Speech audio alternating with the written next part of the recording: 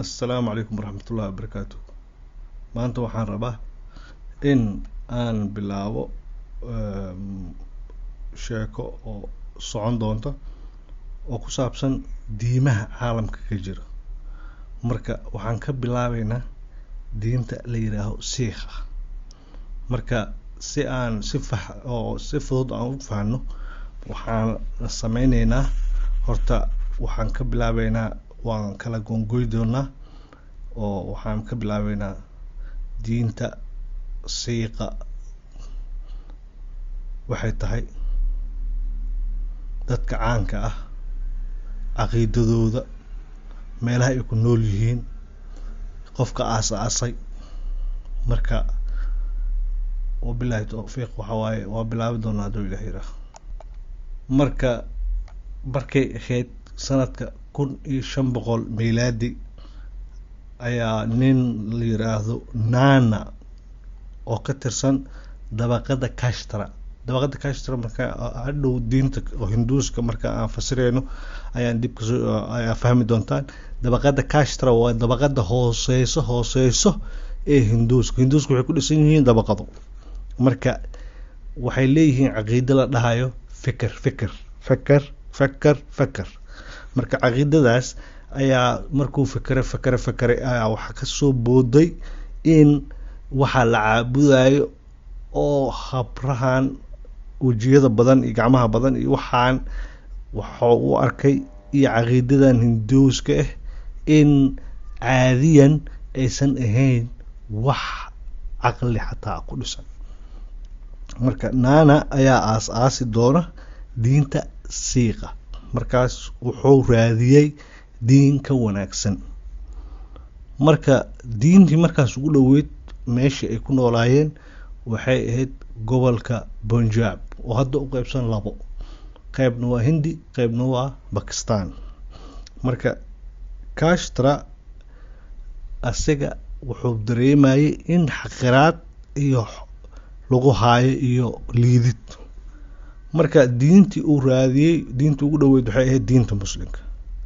Laakiin nasiib daro, Muslimka markaas joogay waxay ka dambeeyeen shuyuukh iyo qabuur ay aad loo xiisay jiray xilligaas. Macnaha waxaa aad u xoog badneyd suufiga. Markuu tagay nimankan qabuurta ku jiro, caqiidadoodii oo bartay laftirkoodii wuxuu fahmay in wax khaldan yihiin. Markaasuu isku dayay in wax iskiis inuu sameysto. Markaasuu wuxuu sameeyay diintan oo Siikha ah. Marka wuxuu ka soo qaatay Nana ilaah diinta Islaamka. Marka ilaah weyn ayaa jiro, diinta saldhig meeshaas ayuu ka dhigay. Laakiin Nebi Maxamed uu ka booday maadaama dadkii meesha joogay ay dhinac wadeenba waxyaabo kaleentaba oo aqligiisa uu diidanay. Marka diin iskeed u madax bannaan oo wuxuu kaloo wax ugu darsaday intii Hindi wax afkaar oo macnaha u cuntismaysay oo macquul ahayd iyo diinta Muslimka oo ka soo qaaday ilaah. Markaasuu wuxuu isku habaystay diintan. Marka intaas markuu sameeyay kadib waxaa dhacday in culays oo kala kulmay Hinduuski iyo dadkii meesha ku noolaay. Wuxuu sameeyay xeelad in Hinduuski oo diintiisa wax fiican ka waafajiyay. Marka meeshii uu dhintay asaga waxaa la wareegay imaamka oo dhaxlay, macnaha khaliifka uu ahaay Anda sidii ku waday. Marka waxaa yimid Anda markuu dhintay Amardaas diintii haddana wax kaloo ka sii bedelay, wuu sii kordhiyay. Markaas wuxuu ka dhigay wax waadax ebel waxaa ka dhex muuqatay diin Muslim iyo mid Hinduus oo la isku qasay. Laakiin Amardaas wuxuu ka dhigay diin iskeed u taagan oo nooc kaligeed leh si wax loo caabudo oo ka gooni ah dhinacahan ay ka soo qaateen markii hore oo Nana oo ka soo qaaday.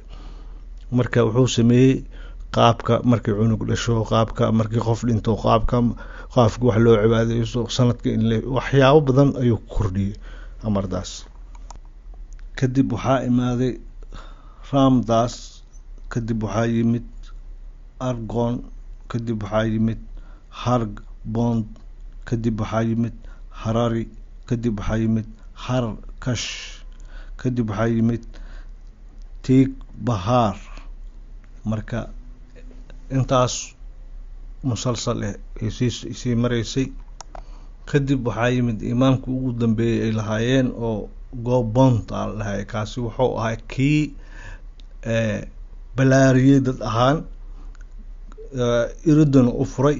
ebel kuwa la xaqiro kaliya ayaa soo geli jiray. kadib waxaa loo furay nidaamka oo kala sareynta waa la baabi'iyey oo iyaga marka hore ma ogoleen. marka Gobond wuxuu faafiyey cadownimo loo muujiyo muslimka, sababtoo xilliga uu noolaay waxaa Hindiya haystay wadanka Ingiriiska. Ingiriis ayaa haystay. marka wuxuu xalaaleeyey doofaarka, wuxuu xaaraantinimeeyey oo soo raali gelin camal u sameynayo Hinduuska kale, maadaama cadowtinimadiisa uu ku jeediyey dhinaca muslimka. lo-da ayuu xaaraantinimeeyey, doofaarka ayuu xalaaleeyey. marka caqiidadooduna waxay ku baaqaysaa in ilaahay la caabudo, nidaamka dabaqada laga fogaado. wax noocaasi ay caqiidadooda ku dhisteen ninka ugu horeeyey, waxayna ka timid rada ficilkii oo Hinduuska ay ku hayeen dadka oo ka dhashay Nana. waa falcelin ka yimid darteed ayaa oo sameeyey. markii horeba way ku adkaysteen taas, waxayna ku adkaysteen afkaarti oo markii uu muslimka uu ka booday intii yareed uu isdhahay waa saxan tahay, kuwii suufiyada ahaa ee meesha deganaay, in ilaahay waaxid ah oo jiro ayuu ka soo qaatay muslimka.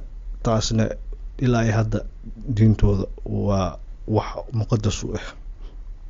marka webiga oo Kangalai oo Hinduuska ay ku qubaystaan oo leh dambiga iskaga dhaqaan waa ay ka boodeen oo ma weyneeyaan in webigaas ay galaan. marka waxaa kale meesha cajiib ah, khamrigana waa free, waa la cabi karaa. hilibka doofaarkana waa la cuni karaa. lo-dana waa xaaraan. waa nooc min siyaasad oo ah Hindiga iyo Ingiriiska iyo inay ka lug wareegaan. marka waxay cadow marka ugu dambeysay ay ka dhigteen ilaa haddana ay yihiin muslimka, sababtoo ah muslimka waxay ahaayeen dad jabayna lugtaa lagu qaadaa. marka waxay leeyihiin 5 macnaha adiga ninka waa tii hore aan soo sheegnay in uu xoogaa islaamka wax ka bartay. marka wuxuu sameeyey 5 tiir oo leh oo 5 tiir waa uu leeyahay. marka waxaa lahaa 5 tiir ka lahaa, macnaha kelmado ka ay ka bilowdaan. marka banka ka lahaa, macnaha luqadooda hore oo qadiimka Kormingi lahaa, Kormingi. marka luqadaas ay ku aasaaseen. marka tinta oo la deeyo meel kasta ku taal, gacanta oo jijin weyn oo bir ay lagu xirto, labiska aad ku aragteen, madaxa oo duub weyn lagu duubto, iyo midi in la qaato. marka midida laftirkeedana caqiidada kamid tahay si ay wax u dilaan. marka waa dad dagaal diyaar u ah. marka wardigoodana waxaa la dhahaa Nama. macnaha Nama waxay ka wadaan ilaahigooda magac ay u baxsadeen waaye.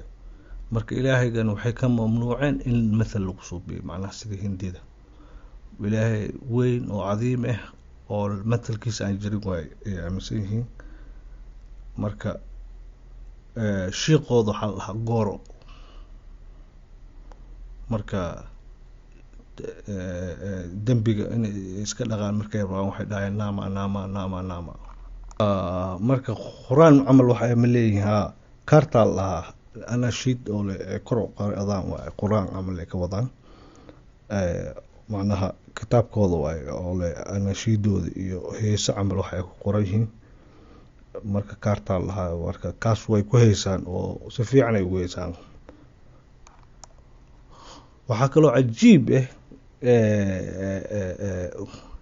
macnaha waxa sigaarka iyo waa mamnuuc iyo shiishada iyo xashiishka iyo waxaas waa mamnuuc laakiin khamriga waa fasaxan yahay marka waxyaabo oo diintooda ku jirta oo bilcaks camal aan la yaabeys mala haddana waxaa isweydiiyeysaa aakhir ma yaqaanin may aakhir ma yaqaanin waxay aaminsan yihiin meeshaan hindida laga soo qaateen waxay aaminsan yihiin in oo nafta ay inta ka baxayso inta galayso tanaasuqa la macnaha waxay geeday gashay daday gashay loo ay galay macnaha sida hindida aaminsan yihiin iyo nimankan bishaar oo ka dhashay iyo calawiyiinta iyo macnaha iyo duruusta oo hadda Suuriya meelahaas ku nool sida aaminsan yihiin nidaamkan oo nolosha ay wareegayso waxaa loo yaqaan karma ay yaqaanin meydkooda intay geeya ma duugaan sida hindidoo kale dab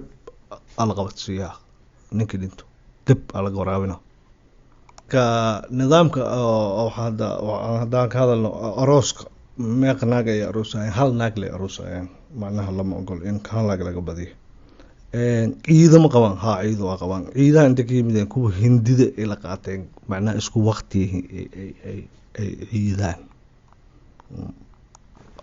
hal ciid oo iyaga gooni ah jirto oo lahayo waqtiga oo gooro oo dhinta oo shahiidi camal wax ku jirto ciidaha laakiin inta kale waxay ka raacaan hindida marka siiqa meesha oo deegaanka ah waa Punjab waxaa ku nool adiga 85% meelahaas waxaa iyaga dhan loo qiyaasa adiga 20 ilaa 15 milyan marka gobolada kale oo hindigan waxaa ka joogo hadda waxay gaareen meel kasto Malaysia laga helaa wax badan xoogaa ka joogo Mareykanka tagaasi badan ee kuwa dad badan ka degan Canada waa degan yihiin iyo London xoogaa fiican ka joogo marka adduunka dhan way ku firarsan yihiin marka erideen meel ay joogaan ma jira way jiraan waxa ay joogaan wadanka ugu badan waxa waaye wadanka Imaaraadka Kenya xoogaa ka joogo laftirkeeda kulli qaliijkana waa wada joogaa macnaha laakiin Dubai ayaa ugu badan marka intaas ayaan kusoo gabagabeynayaa sheekadii diinta Sikh